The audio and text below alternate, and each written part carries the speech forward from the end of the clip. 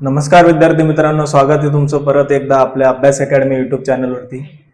तर बघा, आपण बघतोय की आता खूप सारे विद्यार्थी आहेत जे सध्या 10th मध्ये किंवा 12th मध्ये असतील. तर त्यांना नेहमी डाऊट असतं की आपण 12th नंतर गव्हर्नमेंटच्या एक्झाम देऊ शकतो का, किंवा 12th नंतर काही वॅकन्सीज असतात का जे 12th च्या बेसवरती आपण एक्झाम देऊ शकतो. तर ह्याच विषयावरती आपण आज व्हिडिओ बनवला आहे आणि ह्या व्हिडिओमध्ये आपण टोटल सगळ्याच ज्या एक्झाम्स आहे गव्हर्नमेंटच्या जे तुम्ही 12th नंतर देऊ शकता त्याबद्दल आपण पूर्ण डिस्कस करणार आहोत. ठीक आहे, तर आपला आजचा जो व्हिडिओ आहे तो पूर्ण तुम्ही 12th नंतर कोणकोणत्या एक्झाम देऊ शकता त्याच्यावरती पूर्ण हा व्हिडिओ त्याच्यावरती डिपेंड असेल. तर व्हिडिओ लास्ट पर्यंत नक्की बघा ज्यांना 12th नंतर एक्झाम द्यायची असेल. आपल्याला माहिती आहे की काही ज्या पोस्ट असतात ते तुम्ही 10thच्या बेसवरती देऊ शकतात, काही तुम्ही 12thच्या बेसवरती देऊ शकतात, तर काही एक्झाम्स तुम्ही ग्रॅज्युएशन नंतर देऊ शकता. ठीक आहे, तर आता सध्या आपण आहे ना ज्या एक्झाम तुम्ही 12thच्या बेसवरती देऊ शकता ते आपण बघणार आहोत. ठीक आहे, असंच सेम व्हिडिओ आपण इव्हन ग्रॅज्युएशन नंतर तुम्हाला देता येणाऱ्या सगळ्या एक्झाम्स बद्दलही बनवू, प्लस 10th नंतर तुम्ही कोणकोणत्या एक्झाम देऊ शकता त्याच्यावरही आपण बनवू शकतो. ठीक आहे, तर तुम्ही कमेंट करा तुम्हाला नेक्स्ट व्हिडिओ कोणत्या टॉपिकवर हवंय, आपण त्या टॉपिकवर नेक्स्ट व्हिडिओ बनवू. ठीक आहे, तर बघा 12th नंतर कोणकोणत्या एक्झाम देऊ शकता तुम्ही, याची एक पीडीएफ मी बनवून दिलेली आहे तुम्हाला. ठीक आहे, बघा. ठीक आहे, आता government jobs after 12th in railways. ठीक आहे, तर म्हणजे रेल्वे नंतर आपण कोणकोणती एक्झाम, रेल्वेमध्ये 12th नंतर आपण कोणकोणती एक्झाम्स देऊ शकतो किंवा कोणकोणत्या वॅकन्सीज असतात ज्या तुम्ही 12thच्या बेसवरती देऊ शकता ते आपण बघणार आहोत. ठीक आहे, तर बघा पहिलं बघा काय आहे सर्वात जी चर्चेत असते वॅकन्सीज RRB NTPC रेल्वेची. ठीक आहे, तुम्हाला माहिती असेल यामध्ये तुम्हाला कोणती पोस्ट भेटते, ट्रेनचं तुम्ही क्लर्क होऊ शकता, तिकीट क्लर्क जी की आपल्याला माहिती आहे तिकीट चेकर जो असतो आपला, त्यानंतर अकाउंट्स आणि क्लर्क कम टायपिस्ट, यासाठी तुमची टायपिंग पण झालेली असावी. ठीक आहे, म्हणून मराठी आणि इंग्लिशची टायपिंग करून ठेवा, कारण टायपिंग जर तुम्ही केलं असेल तर खूप साऱ्या ऑपॉर्च्युनिटीज तुम्हाला ग्रुप B आणि C मध्ये भेटणार आहे. ठीक आहे, म्हणून टायपिंग इम्पॉर्टंट आहे. त्यानंतर ज्युनियर क्लर्कची पण पोस्ट असते. ठीक आहे, त्यासाठी एज लिमिट काय 18 to 13, लोकेशन काय असतं ऑल ओव्हर इंडिया. ठीक आहे, तुम्हाला कुठे पोस्टिंग भेटू शकते आणि सॅलरी आपली 7th पे नुसार असते. ठीक आहे, म्हणजे तरी ठीकठाक सॅलरी असते, 35,000च्या पुढेच असणार. ठीक आहे, आता नेक्स्ट बघूया अजून कोणती आहे वॅकन्सी. बघा आता RRB ALP. आता ह्या RRB ALP ची जी वॅकन्सी आहे याच्यावरती आपण एक व्हिडिओ ऑलरेडी बनवला होता. ठीक आहे, तर ती व्हिडिओ पण तुम्ही बघा. आणि RRB ALP म्हणजे काय, तर असिस्टंट लोको पायलट जो असतो, असिस्टंट लोको पायलट कशाचा, ट्रेनचा, बरोबर, त्या पोस्टसाठी ही भरती निघते. ठीक आहे, तर ह्याची काय एज लिमिट आहे 18 to 13 इयर्स. पोस्ट कोणकोणती असते मी सांगितलं तुम्हाला, असिस्टंट लोको पायलट आणि दुसरी असते टेक्निशियन्स. या दोन्ही पोस्ट आपण ALPच्या RRB ALPच्या व्हिडिओमध्ये डिटेली बघितलं होतं, तर ती व्हिडिओ तुम्ही नक्की बघा. ठीक आहे, नेक्स्ट अजून काय असतं की ह्याची पोस्टिंग कुठे होणार, ऑल ओव्हर इंडिया, आणि सेम 7th पे कमिशन नुसार त्यांची सॅलरी असते. अजून नेक्स्ट बघा ACR रिक्रुटमेंट म्हणजे कमर्शियल कम तिकीट क्लर्क, ही एक पोस्ट असते याच्यात, आणि दुसरी असते टायपिस्टची. टायपिस्टसाठी तुम्हाला जसं मी सांगितलं इंग्लिश आणि मराठीचं टायपिंग तुमचं झालेलं असावं. दुसरं एज लिमिट काय आहे 18 to 42, posting all over India, pay scale असेल तुमचं 5,200 to 20,200. ठीक आहे, हे झाल्या रेल्वेच्या. आता म्हणजे एवढ्या आपण ज्या एक्झाम्स, ज्या वॅकन्सीज किंवा ज्या एक्झाम्स तुम्ही 12th नंतर देऊ शकता इन रेल्वे डिपार्टमेंट त्या सगळ्या आपण बघितल्या. ठीक आहे, आता आपण दुसरं बघूया गव्हर्नमेंट जॉब ज्या तुम्ही 12th नंतर देऊ शकतात इन स्टाफ सिलेक्शन कमिशन. या स्टाफ सिलेक्शन कमिशनच्या एक्झाम्स आहेत. आता ते एक्झाम्स बघूया. बघा ह्याच्यात जी पहिली आहे SSC CHSL. आता SSC CHSL मध्ये टोटल 6 पोस्ट असतात. ठीक आहे, आपण एक एक बघणार आहोत. पहिला आहे तुमचं लोअर डिव्हिजनल क्लर्क, दुसरी असते आपली junior secretariat assistant, postal assistant, data entry operator. ठीक आहे, हे 4 झाल्यात.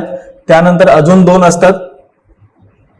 ठीक आहे, त्याच्यामध्ये त्या आपण या पीडीएफ मध्ये दिलेले नाही, पण याच्यावरती आपण एक सेपरेट व्हिडिओ बनवू. ठीक आहे, SSC CHSL वरती. आणि ह्याची एज लिमिट काय असते 18 to 27, 18 ते 27च्या मध्ये पाहिजे, आणि same all over India, mostly दिल्लीमध्ये होते त्याची पोस्टिंग, आणि सेम सॅलरी पण असते त्याची 5,200 to 20,200. ठीक आहे, आता ही SSC CHSL जी एक्झाम आहे ही तुम्हाला माहिती आहे आपला जो SSC CGL असते त्याच पॅटर्नने होते. म्हणजे तुमचा प्रीचा एक पेपर असणार आणि मग मेन्सला तुम्हाला 3 सेक्शन मध्ये तुमचे पेपर होतील. त्यानंतर त्याच्यामध्ये कम्प्युटर टेस्ट पण असतो. ठीक आहे, तर ही झाली आपली CHSL ची एक्झाम. त्यानंतर अजून दुसरं कोणते एक्झाम देऊ शकता तुम्ही स्टाफ सिलेक्शन कमिशनच्या, तर SSC स्टेनोग्राफर एक्स एमिनेशन. ठीक आहे, तर याच्यामध्ये कोणती पोस्ट असते तुम्हाला? पहिली असते स्टेनोग्राफर ग्रेड C आणि स्टेनोग्राफर ग्रेड. ठीक आहे, याच्यामध्ये पण काय पाहिजे? एज लिमिट 18 ते 30, 18 ते 27. ठीक आहे, पोस्टिंग असते ऑल ओव्हर दिल्ली. पे स्केल असणार तुमचं 9300 टू 34,800. ठीक आहे, सेम खालच्यासाठी पण असेल स्टेनोग्राफर ग्रेडसाठी.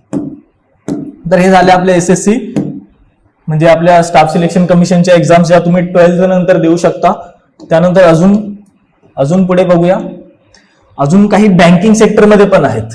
ठीक आहे, आता ह्या बँकिंग सेक्टरमध्ये पण काही एक्झाम्स आहे बँकिंग आणि इन्शुरन्स मध्ये, जे तुम्ही 12th बेसवरती देऊ शकता. आता त्या कोणत्या एक्झाम्स ते पण आपण डिटेली बघणार आहोत. ठीक आहे, तर ह्याच्यात पहिली जी एक्झाम आहे आपली, पहिली जी एक्झाम होते फॉर द बँकिंग, ती आहे आपली साऊथ इंडियन बँक क्लर्क साठी. ठीक आहे, क्लर्कच्या रिक्रुटमेंटसाठी असते ही. याच्यामध्ये कोणते पोस्ट असणार तुम्हाला? प्रोबेशनरी ऑफिसरची, त्यानंतर प्रोबेशनरी क्लर्कची.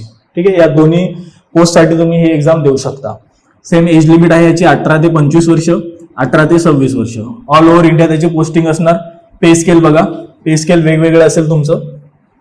ठीक आहे, तर हे पूर्ण पे स्केलचं पण आपण ब्रेकडाऊन दिलंय. त्यानंतर दुसरी पोस्ट बघूया, अजून कोणती पोस्ट, अजून कोणत्या पोस्टसाठी तुम्ही एक्झाम देऊ शकता? तर ती आहे आपली ESIC. ठीक आहे, याच्यामध्ये कोणत्या पोस्ट असणार? 2 पोस्ट आहे याच्यात, एक MTS ची मल्टीटास्किंगची आणि दुसरं स्टेनोग्राफरची. ठीक आहे, 18 वर्ष तुमची एज लिमिट आहे. 18च्या पुढे तुम्ही असावं किंवा 18 पर्यंत तुमची एज असावी. ऑल ओव्हर इंडिया त्याची पोस्टिंग असते. पे स्केल तुमचं असणार 15,000 ते 25,000. ठीक आहे, हे झालं आपलं ESIC साठी. आता नेक्स्ट अजून एक पोस्ट आहे, ती आहे आपली स्टेट, अजून एक एक्झाम असते ती असते स्टेट कॉर्पोरेटिव्ह बँक. ठीक आहे, त्यानंतर ही वेस्ट बंगालसाठी ऍक्च्युली. ह्याच्यामध्ये कोणत्या पोस्टसाठी तुम्ही अप्लाय करू शकता? जर तुमचं 12th झालं असेल तर MTS साठी. ठीक आहे, म्हणजे मल्टीटास्किंग साठी. त्यानंतर याच्यासाठी पण 18 वर्ष पाहिजे तुमची एज. ऑल ओव्हर इंडिया असते आणि ते 2000च्या पुढे त्याची सॅलरी असते 20,000च्या. ठीक आहे, आता नेक्स्ट पोस्ट बघूया. आता काही एक्झाम्स आहे ज्या तुम्ही स्टेट पोलीसच्या साठी देऊ शकता. जर तुमचं 12th झालं असेल तर तुम्ही काही स्टेट पोलीसच्या पण एक्झाम देऊ शकता. तर त्या कोणत्या एक्झाम्स आहेत ते पण आपण बघूया. बघा, ह्याच्यात पहिली जी एक्झाम येते आपली, पहिली आहे आपली Andhra Pradesh police civil constable. म्हणजे जेवढ्या पण कॉन्स्टेबलच्या एक्झाम्स आहे स्टेट्समध्ये, ऑल ओव्हर स्टेट्स, त्या तुम्ही अपेअर होऊ शकता ऑन द बेसिस की तुम्ही जर तुमची 12th झाली असेल तर. तर याच्यामध्ये पहिलं बघूया आंध्र प्रदेश पोलीससाठी. याच्यासाठी तुम्ही कॉन्स्टेबल या पदासाठी तुम्ही अप्लाय करू शकता. याच्यामध्ये एज लिमिट आहे 18 ते 30. आंध्र प्रदेश तिथं तुमचं लोकेशन असेल पोस्टिंगचा. का? कारण ही आंध्र पोलीसची सर्व्हिस आहे. त्यानंतर तुमची सॅलरी पण तेच 5,020 टू 20,200. ठीक आहे, सेम दिल्ली पोलीससाठी तुम्ही अप्लाय करू शकता. सेम कॉन्स्टेबल पदासाठीच आहे. 21 ते 25 वर्ष लिमिट.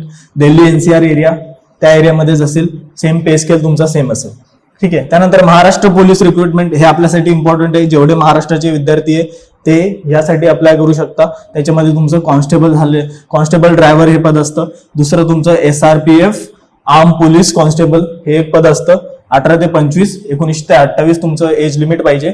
ऑब्व्हियसली महाराष्ट्रामध्ये तुमची पोस्टिंग होणार आणि 7th पे नुसार तुम्हाला सॅलरी भेटेल. ठीक आहे, नेक्स्ट अजून एक पोस्ट आहे, ती आहे आपल्या आंध्र प्रदेश पोलीस सर्व्हिससाठी सब इन्स्पेक्टरची. आता बघा, या आंध्र प्रदेशच्या ही जी एक्झाम आहे याच्यामध्ये तुम्हाला सब इन्स्पेक्टरचं पद भेटू शकतं. कशावरती? 12th तुमचं झालेलं असेल तर. त्याच्यामध्ये 18 ते 27 तुमची एज लिमिट पाहिजे. त्याच्यात आंध्र प्रदेशला तुमची पोस्टिंग असेल.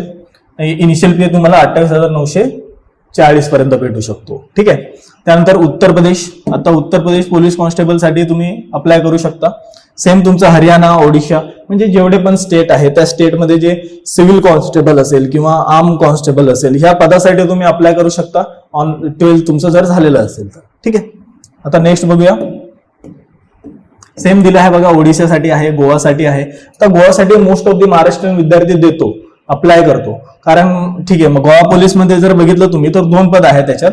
एक सब इन्स्पेक्टरचं आहे, दुसरं पोलीस कॉन्स्टेबलचं आहे आणि ड्रायव्हरचं पण आहे त्याच्यात, पोलीस कॉन्स्टेबल ड्रायव्हर. ठीक आहे, याच्यामध्ये एज लिमिट 18 ते 33, 18 ते 22, गोवामध्ये तुमचं मस्त पोस्टिंग असेल, सॅलरी पण ह्याची चांगली असते 9,300 ते 34,800च्या दरम्यान, आणि पोलीस कॉन्स्टेबलसाठी पण सेम असतं आपलं 5,200 to 20,000 पर्यंत. ठीक आहे. आता ही जी आपण गोवाची जी एक्झाम आहे पोलीस कॉन्स्टेबलची, ती तुम्ही जे महाराष्ट्रीयन विद्यार्थी येतो त्यासाठी अप्लाय करू शकतो. ठीक आहे. याच्यामध्ये एक्झाम महाराष्ट्राचे विद्यार्थी देतात म्हणून हे तुमच्यासाठी ऑपॉर्च्युनिटी आहे याच्यामध्ये. ठीक आहे.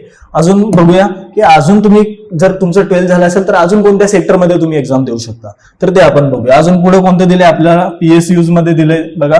PSUs मध्ये बघूया कोणकोणत्या ऑपॉर्च्युनिटीज अवेलेबल आहे आपल्याला. तर बघा, पहिलं आहे oil India limited, junior assistant म्हणून तुम्ही त्या पोस्टवरती अप्लाय करू शकता. मिनिमम तुमचं एज लिमिट 18 पाहिजे कम्प्लीट. पूर्ण इंडियामध्ये तुमचं पोस्टिंग असणार. 13,000 ते 20,000 तुमची सॅलरीचं असेल बेसिक पे. ठीक आहे. त्यानंतर हे झालं आपलं ऑइल इंडिया लिमिटेड मध्ये. त्यानंतर सेम कोल इंडियामध्ये पण आहे, त्याच्यामध्ये पण टेक्निकल पोस्ट असतात, त्यामध्ये तुमचा मिनिमम एज लिमिट 18 आहे. सेम त्याची सॅलरी पण 16,000च्या पुढेच असते. त्यानंतर IOCLचं ट्रेड, त्याच्यामध्ये तुम्ही पण रिक्वायर्ड होऊ शकता डाटा एंट्री ऑपरेटर म्हणून. त्याची पण एज लिमिट 18 ते 24 दरम्यान आहे आणि साऊथ इंडियामध्ये असते मोस्टली. ठीक आहे. त्यानंतर याचं पे पण बेसिक पे पण बघू शकता तुम्ही 12,000 to 14,000 पर्यंत आहे. त्यानंतर DRDO बघा. आता DRDO मध्ये तुम्हाला खूप साऱ्या ऑपॉर्च्युनिटीज असतात 12th बेसवरती. ते बघूया आपण कोणकोणत्या आहेत. टोटल 3 पोस्ट आहेत त्याच्यात. ठीक आहे. एक मशिनिस्ट असतो, दुसरा फिटर आहे, तिसरा आहे कम्प्युटर ऑपरेटर. ठीक आहे. तुमची एज काय पाहिजे, 28च्या कमी पाहिजे, 28 पेक्षा. ऑल ओव्हर इंडिया तुमची ही लोकेशन असेल जॉबची, आणि 7,700 पासून तुमची स्टार्ट होईल सॅलरी. ठीक आहे. तर हे DRDOच्या अप्रेंटिस मध्ये तुम्हाला जॉब भेटू शकते. हे एक चांगलं आहे ऍक्च्युली. तुम्ही जर प्रयत्न करत असाल 12th नंतर, DRDO सारख्या संस्थेमध्ये काम करायला तुम्हाला चान्स भेटतो. ठीक आहे. अजून पुढे बघूया. याच्यामध्ये अजून पद दिले त्यांनी DRDO मध्येच बघा. प्रोग्रामिंग दिलंय, पेंटर आहे, डॉट्समॅन आहे, त्यानंतर प्लंबर आहे, वेल्डर आहे. ह्या सगळ्या ऑपॉर्च्युनिटीज तुम्हाला आहेत. त्यानंतर आता जो आपला विद्यार्थी आहे त्याचं सगळ्या फेवरेटचं म्हणजे एक फेवरेट सेक्टर आहे जॉबचा, तो आहे आपला डिफेन्स. राईट. 12th नंतर आपल्याला डिफेन्समध्ये किती ऑपॉर्च्युनिटीज आहे ते पण आपण बघणार आहोत. ठीक आहे. तर पहिलं बघा, जे सगळ्यांचं आवडतं असतं इंडियन नेव्ही, 10+2 लागतं त्याला. ठीक आहे. म्हणजे तुमचं सायन्स झालेलं पाहिजे 12th मध्ये, 10+2 मध्ये. ठीक आहे. या एक्झाम्स देण्यासाठी त्याच्यात पोस्ट आहे आपली कॅडेटची. ठीक आहे. एज लिमिट काय आहे ॲज पर इंडियन नेव्ही, काय इंडियन नेव्हीचे रूल काय असते, 17.5 ते 19.5 दरम्यान तुमची एज पाहिजे. ठीक आहे. ऑल ओव्हर इंडियामध्ये तुमचं ही भरती होते. त्यानंतर सॅलरी पण तुम्हाला इंडियन नेव्हीच्या अकॉर्डिंग मिळते, म्हणजे पे 7च भेटणार आहे तुम्हाला. त्यानंतर इंडियन नेव्ही सेलर AA आणि SSR रिक्रुटमेंट, याच्यामध्ये AA आणि SSRची तुम्हाला 2 पोस्ट भेटतात. ठीक आहे. याच्यामध्ये पण सेम इंडियन नेव्हीचेच रूल फॉलो होणार आहे. तुमचं पे पण काय असेल 5,200 to 20,200. ठीक आहे. त्यानंतर CISF. आता CISF बघा, जेवढ्या पण पोस्ट आहे CRPF, BSF किंवा CISF, या सगळ्या ज्या आहेत ह्या सगळ्या पोस्ट कंबाईंड डिफेन्स फोर्स बोलतो आपण त्याला. आणि ही सगळी जे एक्झाम्स आहेत ते UPSC घेते. ठीक आहे. UPSCच्या अंडर या एक्झाम्स होतात. ह्या लाईक की तुम्हाला बॅकअप आहे इंडियन आर्मीचा. ठीक आहे. जेव्हा इंडियन आर्मी बिझी असेल तर त्यांचं काम करायला कोण आहे, ह्या कंबाईंड डिफेन्स सर्व्हिस येणार आहे. तर ह्यामध्ये तुम्ही 12th बेसवरती या एक्झाम्स देऊ शकता. ठीक आहे. तर तेच दिले आपल्याला CISFचं बघा. हेड कॉन्स्टेबलच्या पदासाठी तुम्ही अप्लाय करू शकता. ठीक आहे. 18 ते 23 वर्ष तुमचे एज पाहिजे. ऑल ओव्हर इंडिया सेम तुमची सॅलरी असेल. त्यानंतर अजून कोणती आहेत, UPSC जी NDA आणि NA ची एक्झाम घेते त्यासाठी पण तुम्ही अप्लाय करू शकता ऑन द बेसिस की तुमचं जर 12th झालं असेल तर. आणि सेम ॲज पर 7th पे कमिशन तुम्हाला सॅलरी भेटणार आहे. ठीक आहे. अजून पुढे बघूया अजून कोणत्या ऑपॉर्च्युनिटीज आहे तुम्हाला बघा. आता हे झालं आपलं डिफेन्सचं. आता आपण बघणार आहे की आपल्याला स्टेट गव्हर्नमेंटमध्ये कोणकोणत्या ऑपॉर्च्युनिटीज आहे. जर आपलं 12th झालं असेल आणि आपल्याला गव्हर्नमेंट जॉबसाठी अप्लाय करायचं असेल तर अजून कोणकोणत्या ऑपॉर्च्युनिटीज आहे बघा. वेस्ट बंगाल. ठीक आहे. आता हे जे स्टेट गव्हर्नमेंट्स आहे म्हणजे तुम्हाला सगळ्या स्टेट गव्हर्नमेंटमध्ये कोणकोणत्या ऑपॉर्च्युनिटीज आहे ते दिसणार आहे याच्यात. मग याच्यात सगळे स्टेट येतील बघा. वेस्ट बंगाल दिलंय, त्याच्यामध्ये इलिमिनेटरी एज्युकेशनसाठी. त्यानंतर तुम्हाला महाराष्ट्राचं दिलंय. ठीक आहे. महाराष्ट्रामध्ये सुपरवायझर असेल, हेल्पर असेल, वर्कर असेल, त्यासाठी तुम्ही अप्लाय करू शकता. त्यानंतर राजस्थानचं दिलं आहे, छत्तीसगडचं दिलं आहे. ठीक आहे, तर हे सगळ्या स्टेटचं, राजस्थान सगळ्या स्टेटचं तुम्हाला हे ऑपॉर्च्युनिटीज दिल्या आहेत. ठीक आहे, याची पीडीएफ मी आपल्या डिस्क्रिप्शन मध्ये टाकणार आहे, तिथून तुम्ही डाउनलोड करू शकता किंवा तुम्हाला डिस्क्रिप्शन मध्ये आपल्या टेलिग्रामची लिंक असेल त्याच्यावर तुम्ही ऑलरेडी टाकलेली आहे. ठीक आहे, तिथूनही तुम्ही बघू शकता. ठीक आहे, तर ह्या अशा सगळ्या ऑपॉर्च्युनिटीज आहेत ज्या तुम्ही, जर तुमचं 12th झालेलं असेल तर ह्या सगळ्या गव्हर्नमेंट जॉबसाठी तुम्ही अप्लाय करू शकता. ठीक आहे, आणि माझ्यामध्ये तुम्हाला एक बेसिक डिफरन्स सांगतो. जर तुम्ही 12thच्या बेसवरती गव्हर्नमेंट एक्झाम देणार असाल तर तुम्हाला मॅक्झिमम टाइम फील्ड वर्क भेटणार आहे. ठीक आहे, तुम्हाला फील्ड वर्क पाहिजे असेल तर तुम्ही 12thच्या बेसवरती ह्या एक्झामसाठी अप्लाय करू शकता. आणि जर तुम्हाला थोडी मोठ्या किंवा उच्च दर्जाची पद हवं असेल तर तुम्ही ग्रॅज्युएशन नंतरच्या ज्या एक्झाम्स असतात, ठीक आहे, त्याच्यामध्ये मोस्टली काय असतं ना की तुम्हाला थोडं उच्च पद भेटतं, तर मग त्यासाठीही तुम्ही अप्लाय करू शकता. मग नेक्स्ट व्हिडिओ आपण कोणत्या टॉपिकवर बनवूया ते तुम्ही कमेंटमध्ये टाईप करा. आणि जर तुम्हाला आजचा जो हा व्हिडिओ आहे, आजची जी पूर्ण इन्फॉर्मेशन आहे आपली, जे की तुम्ही 12th नंतर एक्झाम देऊ शकता, ती आवडली असेल तर आपल्या व्हिडिओला लाईक करा. आणि हा व्हिडिओ जो 12thच्या नंतर जो आपला विद्यार्थी आहे जो प्रयत्न करतोय की मला 12th झालं आहे, मला एक्झामसाठी अपेअर व्हायचं पण मला माहितीच नाही की कोणकोणत्या एक्झाम्स मी देऊ शकतो, त्या विद्यार्थ्यांसाठी आपण ही व्हिडिओ बनवली आहे. तर त्यापर्यंत पोहोचवण्याचं काम हा व्हिडिओ बघणाऱ्या प्रत्येक माणसाचा आहे. म्हणून त्या जो गरजू व्यक्ती आहे, जो गरजू विद्यार्थी आहे, त्यापर्यंत आपली ही व्हिडिओ गेली पाहिजे. म्हणून या व्हिडिओला मोठ्या प्रमाणात शेअर करा आणि आपलं टेलिग्रामचं चॅनल नक्की जॉईन करा, कारण त्याच्यावरती आपण सगळे अपडेट्स टाकतो. कोणती एक्झाम कधी येते, त्याचं तुम्ही फॉर्म कसं भरू शकता, त्याची सगळी इन्फॉर्मेशन आपण आपल्या टेलिग्राम चॅनलवरती टाकतो. म्हणून टेलिग्राम चॅनलचं लिंक दिलं आहे, ते टेलिग्राम चॅनल आपलं जॉईन नक्की करा. ठीक आहे, तर आज आपण इथंच थांबूया.